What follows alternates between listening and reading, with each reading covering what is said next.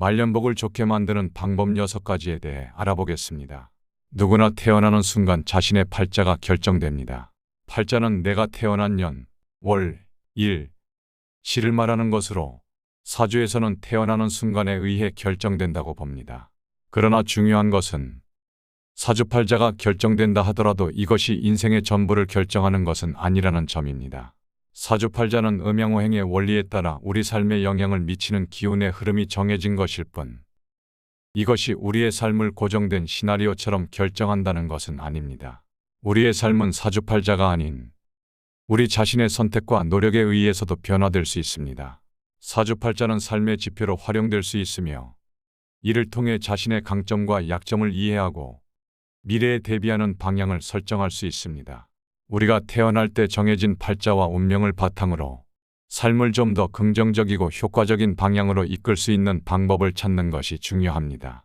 본격적인 이야기에 앞서 제가 아주 기적과도 같은 말씀을 드리겠습니다. 제 채널명이 기적을 일으키는 운세라는 뜻의 미라클 운세입니다. 지금 이 영상에 좋아요를 눌러주신다면 사랑하는 사람들이 모두 건강하며 대박 재물운이 들어올 것입니다. 또한 댓글에 사연을 남겨주신다면 제가 여러분의 사연과 건강과 행운을 함께 기원해 드리겠습니다. 구독과 좋아요 정중히 요청드립니다. 끝까지 들으신다면 말년복을 더욱더 좋게 만드는 방법 6가지를 알 수 있습니다. 저는 항상 여러분의 행복과 건강을 기원합니다. 말년복을 좋게 만드는 방법, 즉 운을 바꾸는 방법을 개운법이라고 합니다. 특히 개운육법이라 해서 운명을 긍정적으로 변화시키는 6가지 방법을 의미하며 사주명리학에서 중요한 역할을 합니다.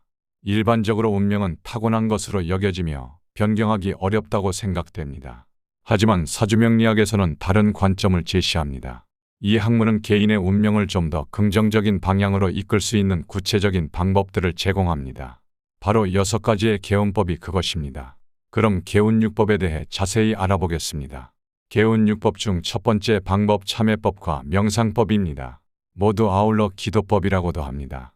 참된 기도는 깊은 고뇌와 진심 어린 뉘우침을 바탕으로 이루어져야 합니다. 명상법에 관해서는 최소 하루에 30분 이상을 지속적으로 명상하는 것이 효과적이라고 알려져 있습니다. 특히 나의 미래 모습에 대한 확언을 따라 하시는 것도 아주 좋은 명상의 방법입니다. 이런 확언 관련 영상은 제가 다음에 일일이 따라 할 수 있도록 별도로 만들어 드리겠습니다. 확언 명상은 운동하면서 혹은 잠자기 전에 따라만 해도 좋은 내용입니다. 장기간 명상 또는 확언을 실천하는 사람들은 외모에서도 그 풍기는 분위기가 확연히 다르다고 합니다. 이는 내적인 평화와 안정이 외적인 모습에도 반영되는 것이지요.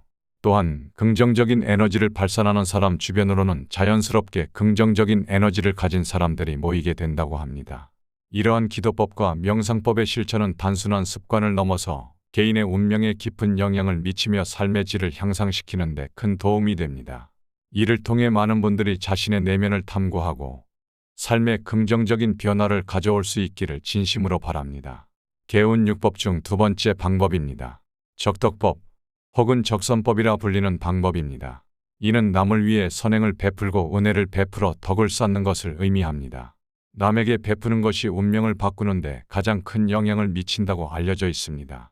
공자께서 주역개사전에서 말씀하셨듯 선을 쌓는 집에는 필시 경사가 있을 것이라는 말씀이 있습니다.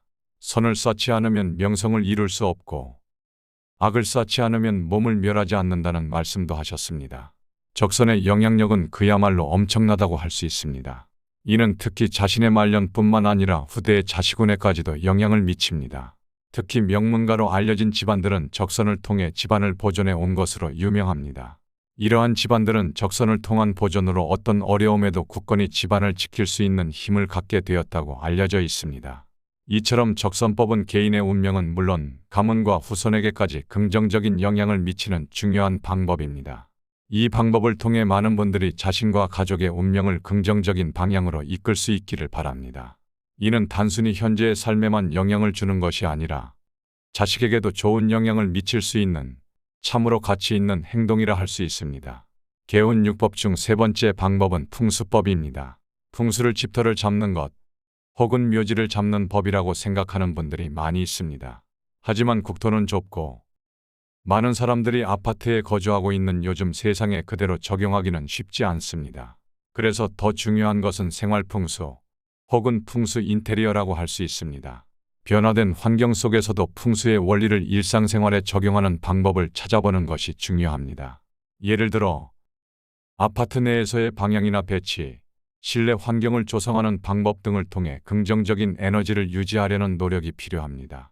현관이나 화장실을 관리하는 방법, 그리고 주방 등을 잘 관리해야 합니다. 이런 방법도 앞으로 하나씩 소개해 드리겠습니다. 개운육법 중 네 번째 방법은 독서법입니다. 독서법은 어리석음을 면하고 지혜를 얻는 데 있어 가장 효과적인 수단 중 하나로 여겨집니다.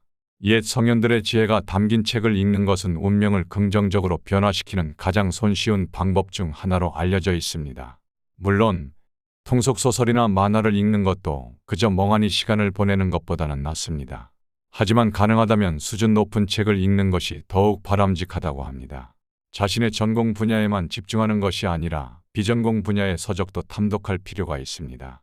이는 지식의 폭을 넓히고 다방면으로 사고를 확장시키는 데 도움이 됩니다. 독서는 단순한 취미를 넘어 삶의 질을 향상시키고 운명을 긍정적으로 변화시키는 강력한 수단이 될 수 있습니다. 개운육법 중 다섯 번째 방법은 인연법입니다. 인생에서 만나는 사람들, 특히 스승이나 배우자와 같은 중요한 인물들은 개인의 운명에 큰 영향을 끼칩니다. 인생을 살아가면서 만나는 사람들은 각자 다양한 방식으로 우리의 삶을 변화시키며 이러한 만남은 우리의 운명에 결정적인 변화를 가져올 수 있습니다. 특히 삶의 중요한 순간에 만나는 스승이나 인생의 동반자가 되는 배우자는 개인의 삶에 지대한 영향을 끼칩니다. 이러한 만남은 우리의 인생 경로를 바꿀 수 있을 뿐만 아니라 우리의 성장과 발전에도 중요한 역할을 합니다. 따라서 인연을 소중히 여기고 삶에서 만나는 사람들과의 관계를 중시하는 것은 매우 중요합니다. 이러한 관계들을 통해 우리는 삶의 여러 교훈을 배우며 자신의 운명을 더욱 긍정적인 방향으로 이끌 수 있습니다. 개운육법 중 여섯 번째 방법은 인연법입니다. 개인의 이름이 자신을 대표하고 이미지화하는 중요한 요소라는 것을 강조합니다. 이름은 단순한 호칭을 넘어서 개인의 정체성과 운명에 영향을 미칠 수 있습니다. 때문에 부정적인 의미를 지닌 이름은 긍정적으로 바꿀 필요가 있습니다. 이름에 담긴 의미는 그 사람의 성격, 운명, 심지어는 사회적 관계에까지 영향을 미칠 수 있습니다. 어린 시절 이름 때문에 놀림을 당하면 친구들 사이에서 주눅이 드는 것이 이런 영향일 수 있습니다. 따라서 부정적인 의미나 불리한 음양오행을 지닌 이름은 좋지 않은 영향을 끼칠 수 있습니다.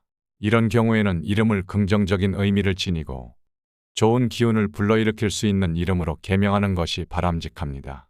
제 지인도 하는 일마다 잘 풀리지 않았지만 결국 중년에 이름을 바꾸고 나니 조금 나아지는 모습이 보였습니다. 이렇듯 우리는 주어진 팔자에 순응하면서 살 수도 있고 조금씩 노력하면서 좋은 기운을 쌓아갈 수도 있습니다. 명상이나 화관을 하는 것, 덕을 쌓는 것, 생활 풍수를 지키는 것 등의 6개의 개운법은 지금 당장이라도 할 수 있습니다. 나의 말년이 힘들 것이라고 걱정만 하지 말고 또는 막연히 좋을 것이라고 낙관만 하지 말고 조금이라도 여러분의 운세가 좋아지도록 노력해보는 건 어떨까요? 결국 사주팔자는 인생의 가이드라인이 될 수 있으나 우리의 삶은 우리 스스로의 선택과 행동에 의해 바꿀 수 있습니다. 팔자와 운명을 이해하고 그에 맞춰 자신의 삶을 스스로 이끌어 나가는 것이 중요합니다. 자신의 삶을 긍정적으로 변화시키려는 노력이 바로 사주팔자를 효과적으로 활용하는 방법일 것입니다. 마지막으로 이 영상을 보시는 분들께서는 여기서 말씀드린 내용을 통해 개운법을 배우셨으면 좋겠습니다. 모든 분들의 말년이 행복하고 평안하길 바라며 각자의 삶이 각자의 방식대로 아름답게 펼쳐지기를 진심으로 기원합니다. 여러분 각자가 자신의 위치에서 스스로의 힘으로 삶을 이어나가며 풍족하고 만족스러운 삶을 누리시길 바랍니다. 마지막으로 구독과 좋아요 다시 한번 요청드립니다.